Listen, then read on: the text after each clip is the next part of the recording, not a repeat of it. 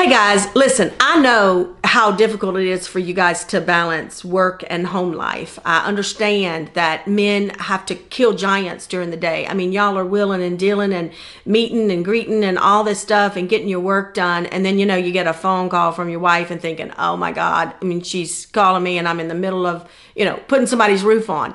I get it. I get y'all's stress with work and then trying to kind of input your family obligations inside of that day. I also get that at the end of the day, the last thing a guy wants to do is walk into his house and have a baby handed to him, or, go do the homework with the kids, or, hey, can you clean up the kitchen because I've been trying to cook and the kids need homework done. I mean, I get it that y'all are like pulled a million different directions. And I want to help you guys understand this and give you some strategies on how to balance work life with your family. Hi, I'm Suzette, the Marriage Warrior, and I am here to empower men, you guys, on how to be empowered husbands, because a lot of times you're just flying blind, and I want to be able to help you to know what to do and know why things are there the way that they are, so that you can be the leader that God created you to be and be empowered within yourself, because you are made and created in the image of God. And if you do not know how to fly and you're flying blind,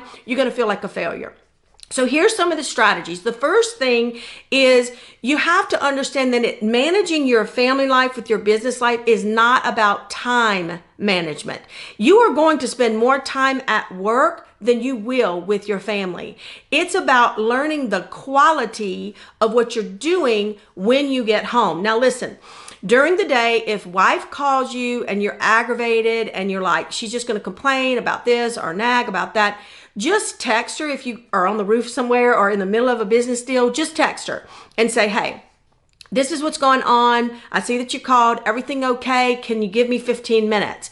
If you'll just communicate that with her, she will feel heard and seen by you. And then make sure that you follow through in 15 minutes. Now, if something occurs in 15 minutes, then make sure you follow through with that. Say, hey, I'm still on the roof, or I'm still in the meeting. I'm going to get to you as soon as I get out of this. She will understand. What she doesn't like is the avoidance. And she doesn't like the feeling you give her when you're like, oh my God, my wife just called. What the hell's going on? And then all of a sudden you answer the phone with aggravation. She's going to feel devalued. So you don't want to do it that way. So remember that it's about quality. Now, when you get home, you need to ask your wife, can I get 15 minutes? Can I get 30 minutes just to kind of chill out? And then I will do anything you need me to do. And then if you know what she needs you to do, step up and do it without her asking you. That will help to make her feel like it's quality from you. The other thing is you have to know what fuels your wife. If you're trying to take your wife on a date to another $100 meal where y'all are not even talking, that's the most boring thing. It's not about that time. It's about what you're doing with that time. So you might need to think, okay, what does she really like? She likes the ballet. So I'm going to, take 5 minutes of my day or get my secretary to get the ballet tickets for next week. And then I'm going to say something to her. Hey, I've got a surprise date for you next week. Make sure you get a babysitter for us. And then she's going to be, what is it? What do y'all need to wear? You're taking time that you would spend on a dinner and you're making it quality with her so that she feels seen and heard by you. It's the same thing with your kids. If you're just pushing your kids away and not figuring out what fuels this child and what fuels that child. I notice that if I throw a ball 15 minutes with this kid, he is like good and he does his own homework and he's like, spend the 15 minutes. If you know that this daughter of yours likes when you read her a story and you put her on your lap and it takes 10 minutes to do that, but she's going to be fueled, then do that, because again, it's not about time management.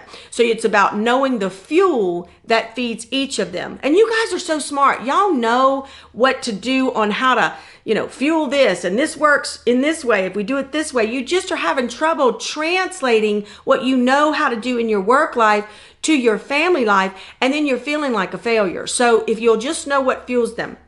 The third thing, you need to guard against the enemy for your family. You need to realize that God put you as dominion over the family. That does not mean you have a rod and a spear to cut everything up and hit everything that comes in your way.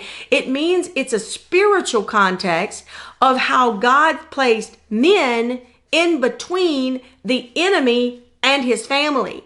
And if you're not careful and you're not giving quality time and you're being aggravated at the time you do have to give, then Satan's going to get right in the middle of your family by, I don't know, seducing your wife, making your wife very angry with you, resentment, being able to get your kids to where they don't even talk. All they're doing is arguing with one another because you are not being the stand in the gap empowered husband you need to be between him, he is the enemy, not your family, and them.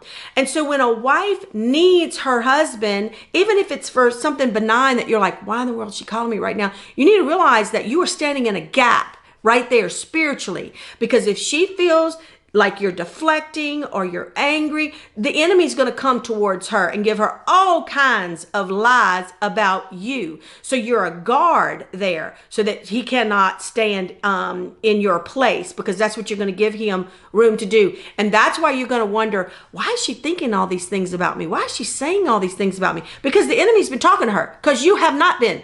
So if you understand that and you honor that role, then you'll be able to stand in that gap, and it won't take a ton of time. It's about a mindset that you have to change within yourself and your family.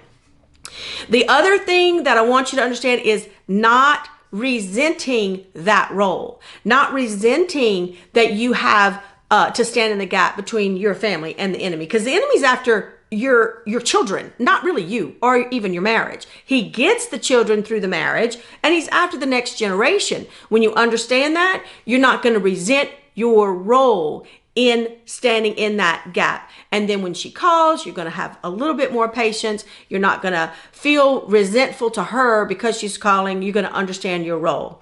Those are 4 tips on how to start balancing your family life. Remember, it's not about giving more time. It's about what you're doing with the time.